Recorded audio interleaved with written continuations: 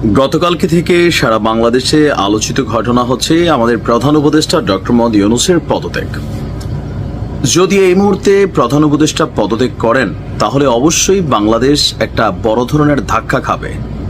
এখানে বেশ কিছু দেশি বিদেশি ইস্যুগুলো কাজ করবে, বিশেষ করে ভারত একটা বড় ধরনের ভূমিকা এখানে নিতে চাইবে। আর নিষিদ্ধ ঘোষণা করা বাংলাদেশ আওয়ামী লীগ তারাও কিন্তু এই পরিস্থিতিকে কাজে লাগাবে। এটার নামই হচ্ছে রাজনীতি। আর এই পদত্যাগের ফলে সবচেয়ে বেশি ক্ষতিগ্রস্ত হবে বাংলাদেশ এনসিপি, জাতীয় নাগরিক পার্টি হিসাবে যারা নিজেদের এই দলটিকে তৈরি করেছেন এনসিপি, এবং এই কয়েকজন সমন্বয়ক, তাদের প্রথম সারির বেশ কিছু নেতাকর্মীরাও মানে দেশের মধ্যে কোন পরিস্থিতিতে পড়বে বুঝতেই পারছেন। আর যার কারণে অনেকটা ভয় পেয়ে গেছেন এনসিপি সহ অন্যান্য যারা ডক্টর ইউনূসের একদম প্রধান সারির যারা পৃষ্ঠপোষক আছেন অথবা তাকে যারা নিয়োগ দিয়েছেন। গতকালকে নাহিদের মুখ থেকে আমরা যখন প্রথম শুনতে পেলাম যে ডক্টর ইউনূস পদত্যাগ করবেন, এরপরেই বিষয়টা নিয়ে আপনার ডালপালা মেলে নানান কারণ। কিন্তু ফাইনালি আসলে কেন ডক্টর মোহাম্মদ ইউনূস তিনি পদত্যাগ করতে চান বা চিন্তা ভাবনা করছেন, সেই কারণটি বের হয়ে এসেছে খোদ তার মুখ থেকে। চলুন দেখি আমরা যে তিনি কি বক্তব্য দিয়েছেন। উপদেষ্টাদের জরুরি একটা বৈঠক হয়েছে বেলা 11টায় তেজগাঁওয়ে প্রধান উপদেষ্টার কার্যালয়ে উপদেষ্টা পরিষদের নির্ধারিত বৈঠকে ডক্টর ইউনূসের পদত্যাগের প্রসঙ্গ উঠে আসে। প্রথমে 1 ঘন্টা নিয়মিত উপদেষ্টা পরিষদের নির্ধারিত বৈঠক হয়, এরপর সচিবরা বেরিয়ে যান। উপদেষ্টাদের নিয়ে প্রায় 4 ঘন্টা অনির্ধারিত একটা বৈঠক তিনি সেখানে করেন।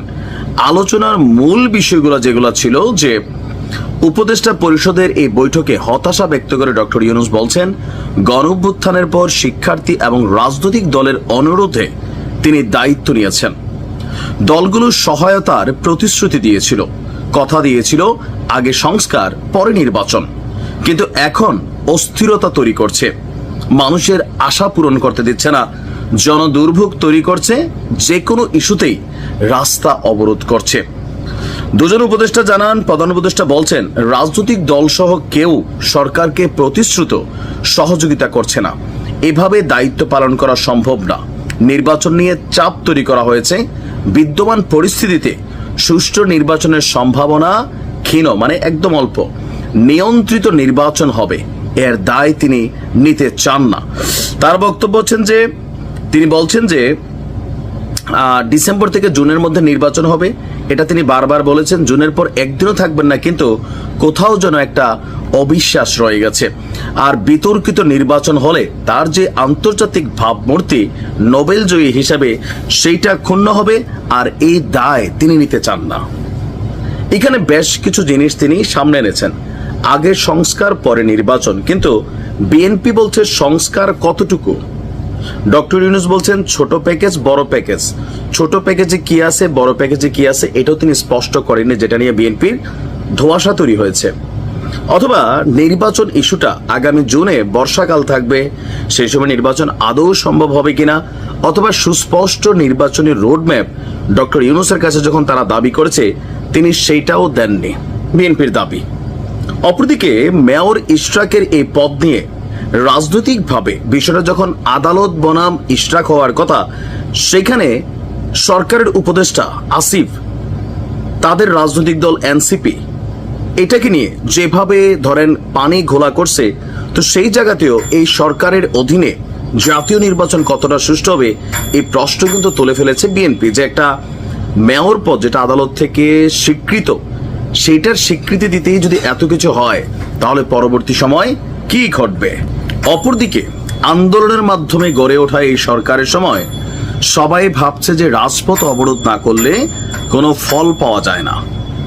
আবার একটা নির্দেশনা থাকার পরেও তারপরেও এনসিপি সরকারের প্রধান পৃষ্ঠপোষককারী দল, তারা নিজেরাই যখন আইন ভেঙে যমুনার সামনে উপস্থিত হয়, তখন স্বাভাবিকভাবে অন্যান্য রাজনৈতিক দলগুলো তারাও মনে করে ইভেন এই সরকারের মধ্যে তো দ্বিচারিতা আছে আন্দোলনগুলোকে কেন্দ্র করে, কখনো ঠান্ডা কখনো ডান্ডা, পৃষ্ঠপোষকতা বিভিন্ন জায়গা থেকে করা হয়। তো এরকম নানান জিনিস ডক্টর মোহাম্মদ ইউনূস তিনি ক্ষমতায় বসার পর থেকে ছোটখাটো অনেক কিছুকে তিনি হয়তো বুঝতে পারেননি, অথবা এনসিপির প্রতি ওনার ভালোবাসাটা অন্য জায়গায় ছিল। ইভেন তিনি যখন নিজের মুখ থেকে বারবার বলেন যে এনসিপি তৈরির পিছনে বা এনসিপিদেরকে তিনি উদ্বুদ্ধ করেছেন রাজনৈতিক দল করতে, তারা বলছে তারা পাশ করবে না, তিনি বলছেন তোমরা নামো। তো সেখান থেকে যে কোনো রাজনৈতিক দল যারা ক্ষমতার দিকে ধাবিত হবে তারা এই সরকারের প্রতি অনাস্থা প্রকাশ করবে, এটা যে কোনো কেউই হবে।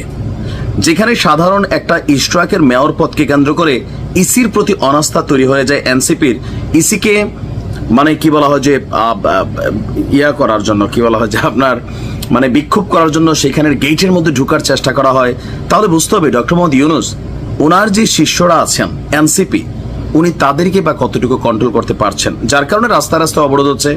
সাধারণ মানুষ যথেষ্ট বিরক্ত, যথেষ্ট। আপনার মব ভায়োলেন্স, যেখানে মব ভায়োলেন্স হচ্ছে সেখানে সরকার কি ভূমিকা রাখছে? লাস্ট কয়েকটা ঘটনা আমরা দেখছি যে আইন শৃঙ্খলা বাহিনী নেড়ে চেড়ে বসছে। অনেক ঘটনা যেগুলো এই সরকারের প্রতি অনাস্থা তৈরি করে ফেলেছে এবং এনসিপির প্রতি তো করছেই। আপনাদের খেয়াল থাকার কথা, 5ই আগস্টের পর বন্যার সময় এই এনসিপির নেতাদের হাতে বাংলাদেশের মানুষ কিভাবে টাকা তুলে দিছে, কিন্তু সেই টাকার সুষ্ঠু বন্টন আদৌ কি হয়েছে? আমি তো কুমিল্লার ছেলে, আমার এলাকায় এনসিপির কি মাল গেছে ভাই? রাস্তাটাই ঠিক হয় নাই, হাঁটু সমান গর্ত। কি করছেন? বিএনপি বলছে আপনি সংস্কার করছেন, কিন্তু কিসের সংস্কার করছেন, কি সংস্কার করছেন, কোনোটাই দৃশ্যমান নয়। আবার এই সংস্কার নিয়েও আছে নানান বিতর্ক। তো সবকিছু মিলিয়ে ডক্টর মোহাম্মদ ইউনূস নিজেও অনেক কিছুর জন্য দায়ী, আবার এনসিপি অনেক কিছুর জন্য দায়ী, বিএনপিও অনেক কিছুর জন্য দায়ী। আর এই মুহূর্তে আসলেই সুষ্ঠু নির্বাচন করা ডক্টর মোহাম্মদ ইউনূসের সরকারের পক্ষে সম্ভব না, এটা কিন্তু সত্যি। বিতর্কিত হবে, যেখানে তিনি বলছেন সারা পৃথিবী তাকাই থাকবে তিনি একটা নির্বাচন দিবেন, এরকম নানান টেনশন, স্ট্রেস। তারপর ওনার প্রতি যে বাংলাদেশের মানুষের একটা গণ ভালোবাসা ছিল সেটা আস্তে আস্তে কোন লেভেলে চলে আসছে। খালি ওনাকে নিয়ে মানুষ হয়তো বাজে শব্দ ব্যবহার করে না, কিন্তু কাছাকাছি লেভেলে করে যে আপনি নন্দিত নিন্দিত হইয়েন না, পরবর্তী সময় কিন্তু পালাবার রাস্তা পাবেন না, মানে একটু সম্মান দিয়া পরে ঘুরে পেছে অনেকগুলা কথা কিন্তু ওনাকে বলে। বোঝে না এমনি উনি সারা পৃথিবীতে মানে ভাইজা খাইছে, নোবেল পাইছে, সবই বোঝেন তিনি। এনসিপি অবাধ্য, ওনার বাকিরাও অবাধ্য। আর এখানে বাধ্য কেন হবে? যার যার ধান্দায় সে ব্যস্ত। এনসিপির ধান্দায় ব্যস্ত, দেশ গঠনে কারো সময় নাই।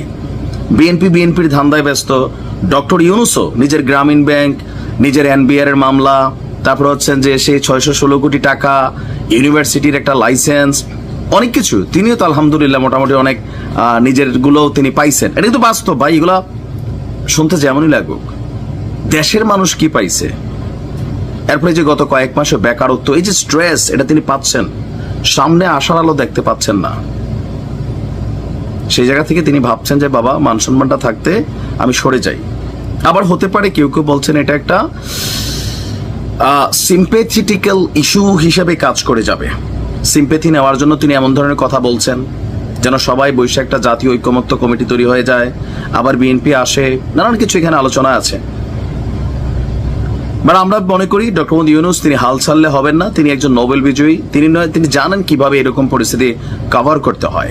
রাজনীতিতে শেষ কথা কিছু নাই, তবে এই মুহূর্তে ওনার বিকল্প কিছু নাই। একটা নির্বাচন সুন্দর পদ্ধতিতে উনি দিয়ে হস্তান্তর করে যাবেন। মাঝপথে সরে গেলে এটা তো হলো না, এটারও তিনি দায় এড়াতে পারবেন না।